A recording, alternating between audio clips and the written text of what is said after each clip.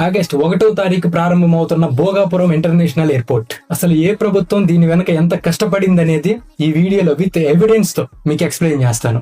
And first Jaganmohan Reddy గారి tenure లో చూడండి, 2019 ల్యాండ్ ఎక్విజిషన్ దగ్గర నుంచి మేజర్ స్టెప్ అయిన R&R అంటే అక్కడ భూములు ఇచ్చిన కుటుంబాలకు పునరావాసం కల్పించడం. 17వ తారీఖు 8వ నెల 2023 లోపే ఏ విలేజ్ లో అయితే అక్కడ భూములు ఇచ్చారో భోగాపురం ఇంటర్నేషనల్ ఎయిర్పోర్ట్ కి ప్రతి ఒక్కరికి పునరావాసం కల్పించడం జరిగింది. దానికి సంబంధించిన ఎవిడెన్స్ ప్రైమరీ స్కూల్స్ దగ్గర నుంచి, పవర్ సప్లై దగ్గర నుంచి, అక్కడ వాటర్ సప్లై దగ్గర నుంచి మొత్తం 2023 లోపు R&R కంప్లీట్ చేయడం జరిగింది. నెక్స్ట్ ల్యాండ్ ఎక్విజిషన్ కి సంబంధించి విలేజెస్ చూడండి, మొత్తం 2203 ఎకరాలు అక్కడ ల్యాండ్ ఎక్విజిషన్ జరిగింది. మొత్తం అందులో భూములు ఇచ్చిన వారి సంఖ్య 1465 మంది. అండ్ వాళ్ళకి 2023-24 తారీఖున విలేజ్ వారీగా చూడండి, మొత్తం ఎకరాకి 52 లక్షల నుంచి 60 లక్షల వరకు కాంపన్సేషన్ కింద ఇవ్వడం జరిగింది.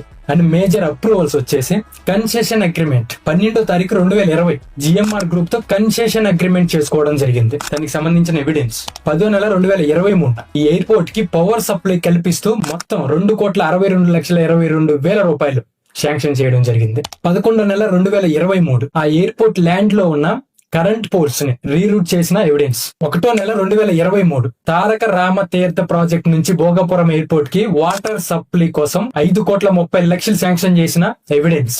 నెక్స్ట్ 4వ నెల 2023 సివిల్ ఏవియన్స్ తో MOU సైన్ చేసుకున్న ఎవిడెన్స్. 12వ నెల 2023 MOU బిట్వీన్ AI అంటే ఎయిర్పోర్ట్ అథారిటీ ఆఫ్ ఇండియాతో MOU చేసుకున్న evidence. And MOU with GMR group.